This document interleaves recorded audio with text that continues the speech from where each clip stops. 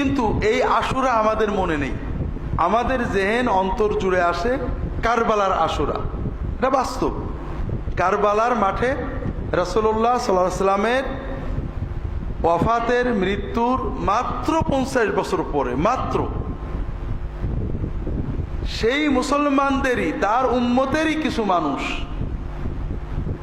তার প্রিয়তম নাতি, তার কলিজার টুকরা নাতি হুসাইন ইবনে আলী রাদিয়াল্লাহু তাআলা আনহুমা এবং তার বংশের নিষ্পাপ নিরীহ অসহায় অনেকগুলো মানুষকে হত্যা করে। বিষয়টা খুবই জটিল যে রাসূলুল্লাহ সাল্লাল্লাহু আলাইহি ওয়াসাল্লামের প্রিয়তম নাতি তারই উম্মতের হাতে শহীদ হয়ে যাচ্ছে। এটা কষ্টের ব্যাপার, বেদনার ব্যাপার, এবং এই হত্যাকাণ্ডের ভিতর দিয়ে উম্মতের ভিতরে চিরস্থায়ী বিভক্তি, মারামারি, ফিতনা সৃষ্টি হয়েছে। যদিও কবির কবিতায় বলে ইসলাম জিন্দা হতা হ্যায় কি জানো, হর কারবালা কে বাদ মে, কারবালার পরে ইসলাম জিন্দা হয়। তবে আমার জানা মতে কারবালার পরে ইসলাম জিন্দা হয়নি। কারবালার পরে ইসলাম জিন্দা হয়নি। কারবালার ঘটনা বেদনা, ব্যথা, কষ্ট, দুঃখ, বিভক্তি দিয়েছে।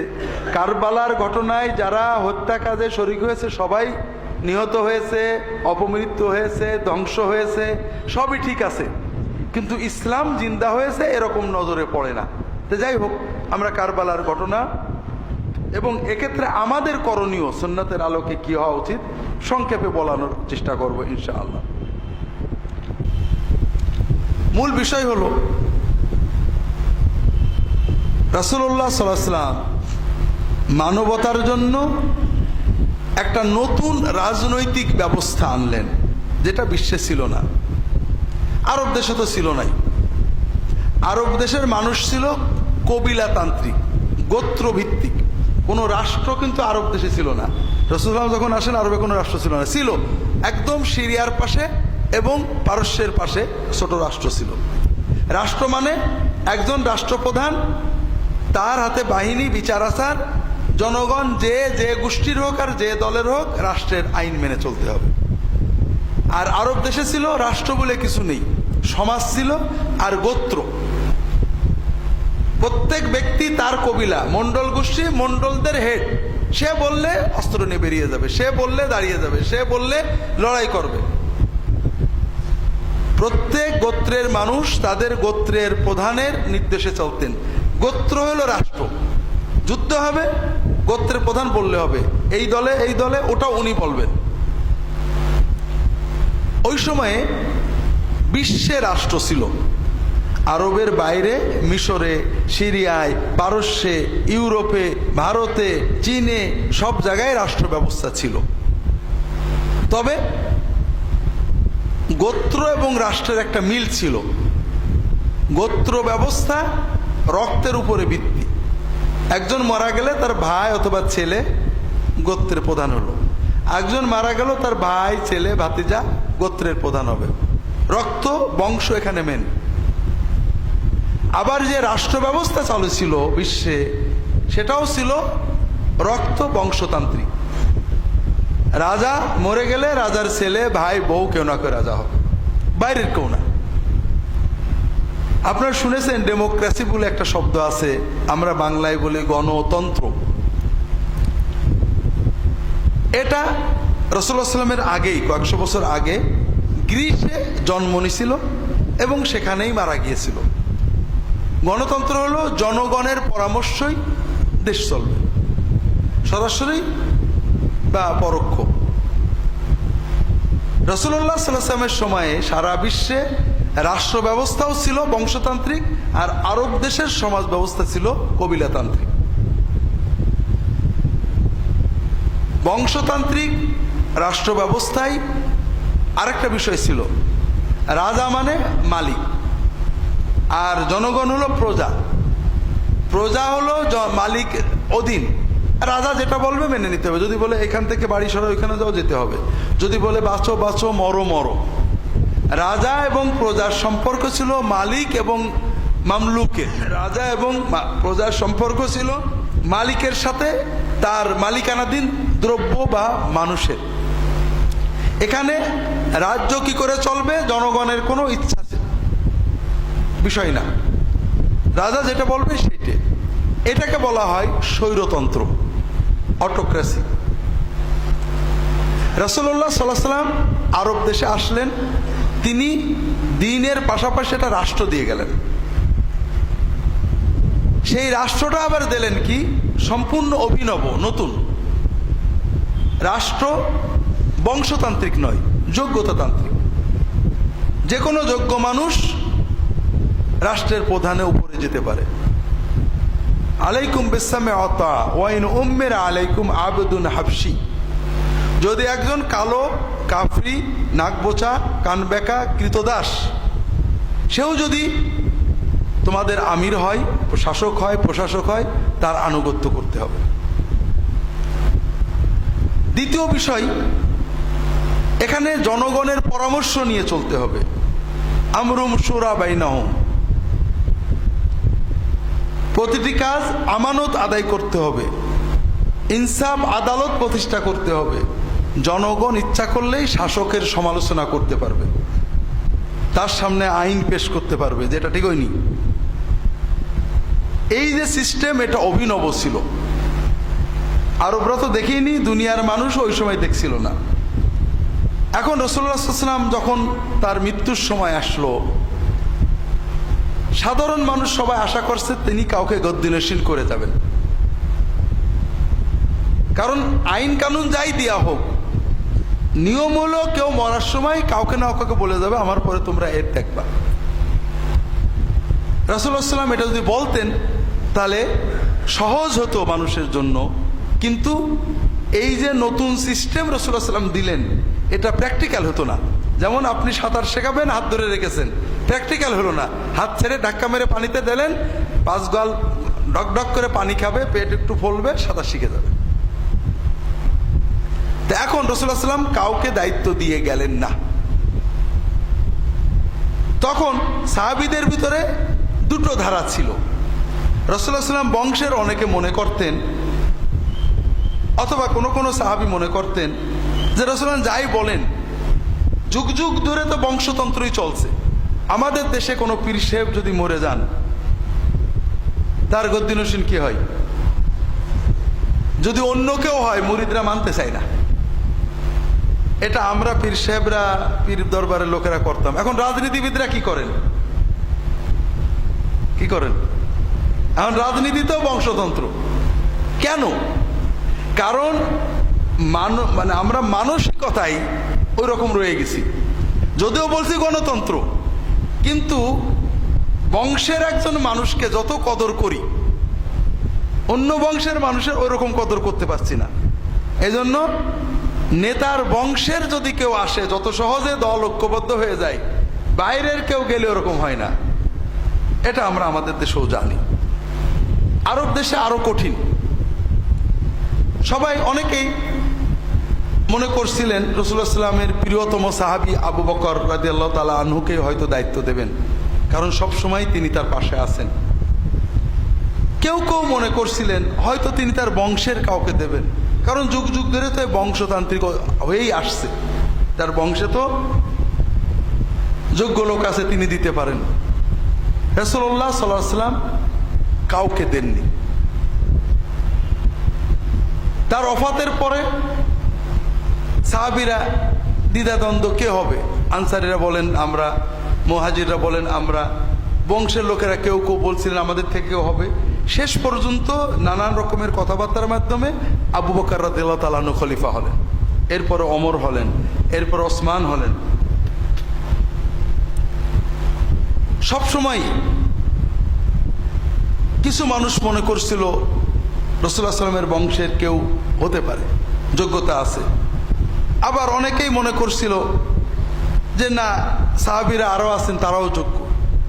সর্বশেষ যে নির্বাচনটা হলো ওসমান রাদিয়াল্লাহু তাআলা আনহুর সময়ে হলো, ওমর রাদিয়াল্লাহু তাআলা আনহুর ওফাতের পরে।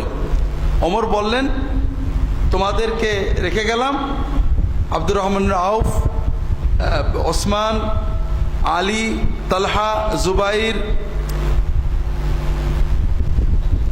আর কে, এই 4-5 জন, আব্দুর রহমান, আলী, ওসমান, তালহা, জুবাইর, সাদ ইবনে আবি ওয়াক্কাস নাম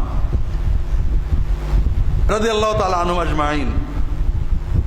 এনাদেরকে একটা কমিটি করে দিলেন, তোমরা কমিটি পরামর্শ করে তোমাদের ভিতর থেকে একজন হবে। কমিটিতে বসে আব্দুর রহমান ইবনে আউফ বললেন যে আমি হব না, আমি আমার ক্যান্ডিডেসি প্রত্যাহার করলাম। এখন আপনারা বাকিরা যদি চান তাহলে আপনাদের ভিতর থেকে কাকে করব আমি জনগণের সাথে পরামর্শ করে দিতে পারি। তারা বলেন ঠিক আছে, আপনি পরামর্শ করে দেন। 3 দিন 3 রাত তিনি পরামর্শ করলেন। এরপরে মসজিদে নববীতে ফজরের নামাজের পরে তিনি আলী রাদিয়াল্লাহু তাআলা আনহুকে বললেন যে আলী, কিছু মনে করেন না, জনগণের পরামর্শ ওসমানের দিকে যাচ্ছে, এজন্য আমরা আসেন সবাই ওসমানের হাতে বায়াত করি রাষ্ট্রপ্রধান হিসেবে। এরপরে সবাই বায়াত করলেন। এই যে ধারা, জনগণতান্ত্রিক, পরামর্শতান্ত্রিক, কাউকে কেউ খলিফা গদ্দিনশীন করে যাচ্ছে না, এটা একটা অভিনব বিষয় হওয়ার কারণে এটাকে মেনে নিতে উম্মতকে অনেক খাবি খেতে হলো, পানি খাইতে হলো। এটা ঘটলো ওসমান রাদিয়াল্লাহু তাআলার ওফাতের পরে। তিনি শহীদ হলেন, মদিনার লোকেরা আলী রাদিয়াল্লাহু তাআলা খলিফা বানালো। সিরিয়াতে মুআবিয়া বললেন রাদিয়াল্লাহু তাআলা আনহু যে ওসমানের হত্যার বিচার না হলে আমি মেনে নেব না। এই বিচার অবিচার, বিচার বিচার, এটা নিয়ে আলী বললেন সবাই ঐক্যবদ্ধ, এখনো বিদ্রোহীরা সেনাবাহিনীতে রয়েছে, তারা সেনাবাহিনী নিয়ন্ত্রণ করছে, আমরা যদি বিভক্ত থাকি আমি বিচার করতে পারবো না, আসেন ঐক্যবদ্ধ হই, এরপরে আমরা অবশ্যই বিচার করব। এই নিয়ে বিতর্ক হতে হতে যুদ্ধ হলো, আলী রাদিয়াল্লাহু তাআলা শহীদ হয়ে গেলেন। এক পর্যায়ে হাসান রাদিয়াল্লাহু তাআলা আনহুকে কুফার লোকেরা খলিফা বানালো। ওদিকে মুআবিয়া রাদিয়াল্লাহু তাআলা খেলাফতের ঘোষণা দিলেন, 2 দলে যুদ্ধ হবে। হাসান রাদিয়াল্লাহু তাআলা আনহু নিজে বলেন যে না, আমিও আমার নানার উম্মতে যুদ্ধ করাবো না। তিনি মুআবিয়া রাদিয়াল্লাহু তাআলাকে ছেড়ে দিলেন। এই হলো তৎকালীন প্রেক্ষাপট। আমি বিস্তারিত বললে অনেক সময় লাগবে, ওদিকে যাব না, আমাদের শিক্ষাতে আসি। মুআবিয়া রাদিয়াল্লাহু তাআলা আনহু 20 বছর খুব সুন্দরভাবে রাষ্ট্র পরিচালনা করেন। একদম টনটনে আইন শৃঙ্খলা, নিরাপত্তা, শান্তি, অন্য দেশের সাথে সন্ধি, যুদ্ধ বিজয় খুব ভালো চলল। শেষ জীবনে অনেকেই তাকে পরামর্শ দিল যে ওমরের পর থেকে মুসলিম রাষ্ট্রটা যেভাবে দুর্বল হয়ে গেছিল ওসমান এবং আলী রাদিয়াল্লাহু তাআলার সময়ে, আপনার সময় খুব শক্তিশালী হয়েছে, আপনি একজনকে গদ্দিনশীন করে যান। তিনি বিষয়টাকে ভালো মনে করলেন, উম্মতের জন্য, দিনের জন্য, রাষ্ট্রের জন্য। কাকে করা যায়? আপনার ছেলে এজিদকে করেন।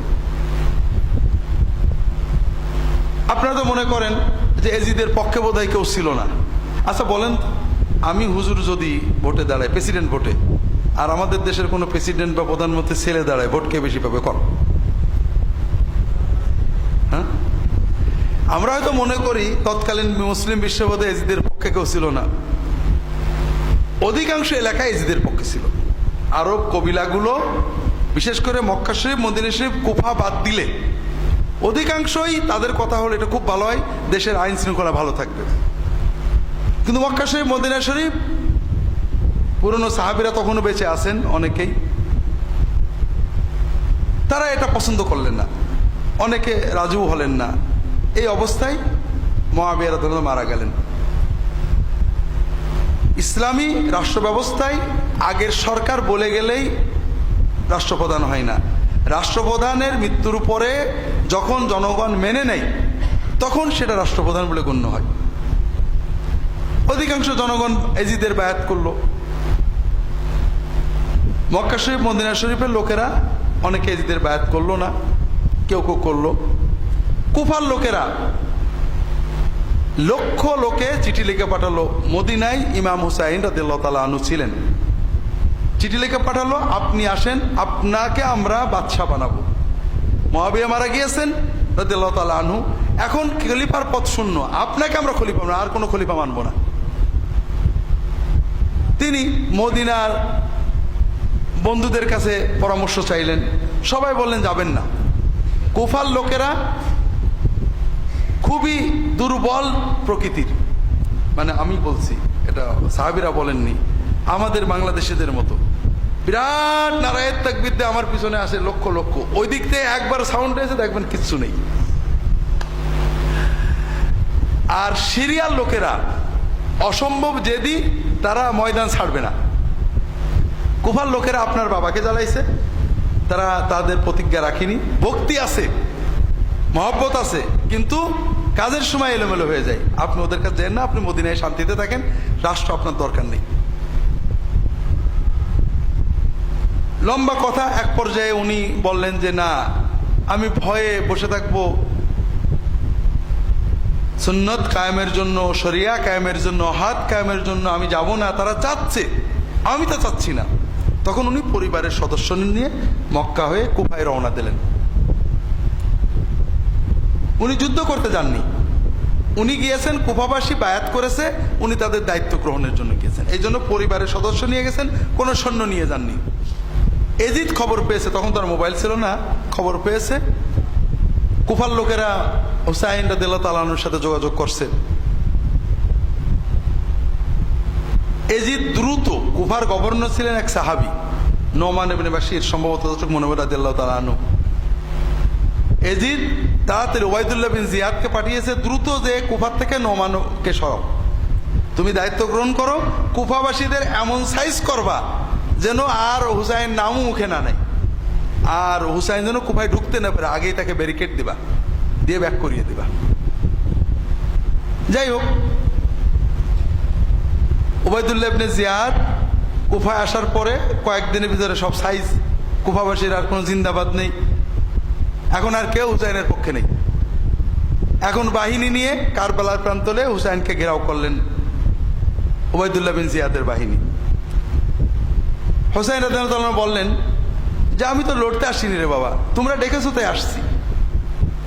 তোমরা যদি তোমাদের প্রতিজ্ঞা ভঙ্গ করো তাহলে ছেড়ে দাও, আমি মক্কায় চলে যাচ্ছি, অথবা আমাকে ছেড়ে দাও, আমি বর্ডারে যে জিহাদ করব, অথবা আমি এজিদের কাছে যেতে রাজি আছি, তোমাদের হাতে সারেন্ডার করতে রাজি নেই।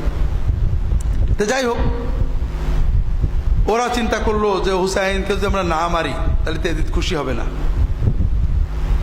এক পর্যায়ে তারা হুসাইন রাদিয়াল্লাহু তাআলার বংশের নিষ্পাপ শিশু, নিরীহ নারী, পুরুষ সহ অনেক মানুষকে হত্যা করলো, হুসাইন রাদিয়াল্লাহু তাআলাকে হত্যা করলো এবং তার মাথা কেটে নিয়ে এজিদের কাছে পাঠালো। এক্ষেত্রে শুধু আপনাদের বলবো, বিষাদ সিন্ধুতে যে গল্প আছে সবই মিথ্যা। এই যে পিঠের পারে বসলো, এদিকে ছুরি দিল, ওদিকে তোমার জান্নাতে না নিয়ে যাব না, এই সীমার মাথায় নিয়ে যাচ্ছে, ওই ইহুদির বাড়ি, অমুকের বাড়ি, সব মিছে কথা। এগুলো কাল্পনিক উপন্যাস, আমরা সত্য মনে করি। বিস্তারিত ঘটনা এখন বলার সময় নেই। এজিদ ব্যাজ্যত খুশি হলো, যদিও এজিদ হুসাইনকে হত্যা করার নির্দেশ দিছিল না, তবে যারা হত্যা করেছে তাদের শাস্তি দিইনি। ব্যাজ্যত মনে হয় সে খুশি হলো যে যাক, দুশ্মনেরটা গেল। একটা সহজ বিষয় শোনেন, এজিদ আমাদের দেশের রাজনীতিবিদদের মতোই খুবই পাকা ইমানদার মুসলমান ছিলেন, নামাজ পড়তেন, রোজা রাখতেন, হজ করতেন। অবশ্য শিয়ারা বলে মদখত খাইতো, এগুলো মনে হয় না, কারণ আমাদের দেশে আমরা ভালো মুসলমান না সেই যুগের লোকেরা ভালো মুসলমান ছিল? কম, হ্যাঁ ঠিক না? আমাদের দেশের একজন সবচেয়ে বড় নাস্তিক মন্ত্রী, সে কি মাসের সামনে মদ খাবে? মাতালে বাইরে আসবে, ওযু না থাকলেও নামাজের রক্ত পড়ে গেলে, ঠিক না? আপনারা কি মনে করেন সেই দেশের মানুষ এইটুকু বুঝতো না? বিষয় হলো ঠিক আমাদের দেশের রাজনীতিবিদদের মতোই, বা বর্তমান বিশ্বের বা পরবর্তী বিশ্বের, পূর্ববর্তী বিশ্বের বড় বড় রাজনীতিবিদ, খলিফা, আমির, ওমরা, বাদশাহ, শাসক, প্রেসিডেন্ট, প্রধানমন্ত্রীর মতোই পাকা ইমানদার ছিল। নামাজ, রোজা, হুজুরদের সম্মান সবই করত, তবে ক্ষমতার কেউ প্রতিদ্বন্দ্বী হলে খাচ্ছে, কোনো মায়া দয়া নেই। তো এই জন্য ক্ষমতার জন্য এজিদ কয়েকটা কাজ করছিলেন। এক নম্বর হলো হুসাইনের খুন। শুধু হুসাইন নয়, তার বংশের নিরীহ মানুষদের এই যে খুন করা হলো, এটা উনি বিচার করেননি। সবচেয়ে পজিটিভ এটুকু বলা যায়, তিনি হুকুম দেননি, কিন্তু তিনি কোনো বিচার করেননি, দুঃখ প্রকাশ করেননি, শাস্তি দেননি, বরং এরাই তার মূল বাহিনী ছিল। দ্বিতীয়, হুসাইন গেলেন, এরপরে পরের বছরে মদিনার লোকেরা বিদ্রোহ করল, সৈন্য পাঠালো এজিদ। মদিনায় শত শত হাজার গণহত্যা, সাহাবীদেরকে হত্যা করে, সাহাবীদের আওলাদদের হত্যা করে, ধর্ষণ হয়েছে। এজিদের বাহিনী মদিনায় গণহত্যা চালাইছে। এজিদের 2 বছরের 2 কাজ। তৃতীয় বছরে মক্কায় বাহিনী পাঠালো, মক্কায় কাবা ঘরে কামান দেখলো। তৃতীয় কাজ। এই সব কিছু কেন করলো? ক্ষমতায় থাকার জন্য। মজা হলো, চতুর্থ বছরে এজিদ মারা যায়। চতুর্থ বছরে এজিদ মারা যায়। বিষাদ সিন্ধুতে যা আছে মিছে কথা। স্বাভাবিক অসুখ এসে মারা যায়। এর চেয়েও মজা হলো, দুনিয়াতে যত রাজা বাদশাহ মরে গেছে, প্রত্যেকের বংশে 200 বছর রাজা হয়েছে। এজিদের বংশে আজ পর্যন্ত কেউ রাজা হয়নি। আজ পর্যন্ত এজিদের মৃত্যুর পরে তার ছেলে মুআবিয়া ইবনে এজিদ ইবনে মুআবিয়া রাজত্ব নিয়েছিলেন। বলা হয় খুব ভালো মানুষ ছিলেন। ওই উমাইয়ারা ওকে মেরে ফেলে। এরপর থেকে আজ পর্যন্ত এজিদের বংশের কেউ রাজা হয়নি। অন্যান্য অনেক বংশের হয়েছে, শয়তানের বংশ, ভালো মানুষের বংশ। তাহলে এখানে বড় শিক্ষা আমরা দেখছি যে যে ক্ষমতার জন্য আমরা এত কিছু করলাম, সেই ক্ষমতা না এজিদ নিজে ভোগ করলো, না তার বংশের কেউ ভোগ করতে পারলো। এর ভিতরে আমাদের অনেক শিক্ষা আছে ভাইরা। আল্লাহর এই বিচার কিন্তু চিরন্তন। আপনি মানুষের উপরে জুলুম করছেন, জমি কেড়ে নিচ্ছেন, মিথ্যা সাক্ষী দিচ্ছেন, খুন করছেন, হয়তোবা সমাজের মাতবরির জন্য, অথবা কিছু জমি জমা টাকা পয়সার জন্য, অথবা রাজনৈতিক ক্ষমতার জন্য। কিন্তু আপনি কি করছেন? আপনি কয়দিন এই ক্ষমতা ভোগ করবেন? হতে পারে আপনার পরে আপনার বংশের কেউই আর এই ক্ষমতা ভোগ করবে না, এই জমিতেও আর তারা থাকতে পারবে না। এরকম আমাদের চোখের সামনে আশেপাশে তাকালে দেখবেন, একজন লোক বিশাল বড় লোক ছিল, দ্বিতীয় পুরুষে, তৃতীয় না, জমি তো জমি, গোরস্থান পর্যন্ত বেছে ফেলেছে, বাপের কবর পর্যন্ত বেছে ফেলেছে। তো কাজেই আমরা যারা আল্লাহর দিনের বাইরে মানুষের উপরে জুলুম করে টাকা বলেন, সমক্ষমতা বলেন, শক্তি বলেন, সম্পদ বলেন জোগাড় করতে চায়, তাদের বুঝতে হবে যে সবকিছু আপনার প্ল্যানে হবে না। এজিদ বিশ্বের সবচেয়ে ক্ষমতাধর বংশের, তার পিতা মুআবিয়া রাদিয়াল্লাহু তাআলা 20 বছর একেবারে শক্তির সাথে শাসন করেছেন। তারই ছেলে, সে 4টে বছরও বাঁচতে পারল না, মরে গেল। এই যে মানুষ মেরে ক্ষমতায় থাকলো, এই ক্ষমতা সে ভোগ করতে পারল না। হোসাইন রাদিয়াল্লাহু তাআলার পরিবার, মদিনার সাহাবীদের পরিবার মক্কায় কামান দেখলো, এত কিছু করলো, কিন্তু একটা গোল যে ক্ষমতাটা সুসংহত করবে, কিন্তু হলো না। আরো মজার ব্যাপার, যেটা সাধারণত ঘটে না, তার বংশের কেউ আর ক্ষমতায় থাকতে পারল না, পারলই না। দ্বিতীয় বিষয় হলো ইমাম হুসাইনের শাহাদত। ইমাম হুসাইন যখন মক্কা থেকে চলে আসবেন, মদিনা থেকে মক্কা, মক্কা থেকে কুফা যাবেন, তখন 2-1 প্রবীণ সাহাবী বলছিলেন যে দেখেন, আপনার নানা হলেন আখেরাতের বাদশাহ, দুনিয়ার বাদশাহী আপনাদের জন্য পোষাবে না, কাজে ওদের দিকে যেতে না। দুনিয়ার বাদশাহী তারা চাননি, তারা দিনের জন্যই গেছিলেন। তবে আমাদের বুঝতে হবে, দুনিয়ার সাময়িক পরাজয় কিন্তু পরাজয় না। ইমাম হোসেন মারা গিয়েছেন, নির্মমভাবে শহীদ করা হয়েছে, কিন্তু বীরের মতো লড়ে মরেছেন। তিনি মৃত্যুকে ভয় পাননি। আমরা বাহ্যিকভাবে দেখি যে তার মৃত্যুতে এজিদের বাহিনী ভয়ঙ্কর খুশি হয়েছে, গেছে, শেষ, আমরা জিতে গেছি, এজিদের বাহিনী আছে আছে, ঠিক না, স্লোগান। কিন্তু আসলে কি আছে? আছে? নেই। নেই তো নেই। কারবালার হত্যাকাণ্ডে যারা শরীক হয়েছে প্রত্যেকেই খুন হয়েছে, একজনও বাঁচেনি। এবং সবচেয়ে বড় কথা যে আমরা যেটাকে সাময়িক পরাজয় মনে করি, আচ্ছা ইমাম হুসাইন কি পরাজিত হয়ে গেছেন? ইতিহাস থেকে মুছে গেছে? তার বংশধর মুছে গেছে? তার মর্যাদা কি কমে গেছে? কিছুই হই।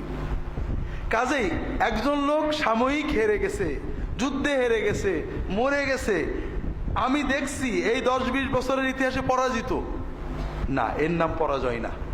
জয় পরাজয় 10-20 বছরে নির্ধারিত হয় না, এটা শত শত হাজার বছর পরে দেখা যাবে কে জিতলো আর কে মরলো। কাজে আমরা কোনো নেককার মানুষ, কোনো ভালো মানুষ দুনিয়ায় হয়তো মরে গেছেন, হেরে গেছেন, মামলায় ঠকে গেছেন, মানুষের তাকে মাথায় ব্যাট দিয়ে মেরে ফেলেছে, কোনো খারাপ লোকে মরে গেছেন, অ্যাক্সিডেন্টে মরে গেছেন, ও লোকটা ভালো ছিল না, খবরদার। মানুষের দুনিয়ার পরিণতি দিয়ে আখেরাতের পরিণতি বিচার করলে তো বলতে হবে যে এজিদ ভালো ছিল, নাউজুবিল্লাহ ইমাম হুসাইন হেরে গেছেন, এরকম বলার সুযোগ আছে নাকি? ওই সময়ে ওই 1-2 বছর 3 বছর যাদের ইমান দুর্বল তারা এরকম চিন্তা করেছে, তাই তো হুসাইন হেরে গেল, মদিনাবাসী হেরে গেল, মক্কাবাসী হেরে গেল, তাহলে এজিদই বোধহয় ঠিক। ওই 3-4 বছর কারা চিন্তা করেছে? যাদের ইমান মজবুত হয়নি।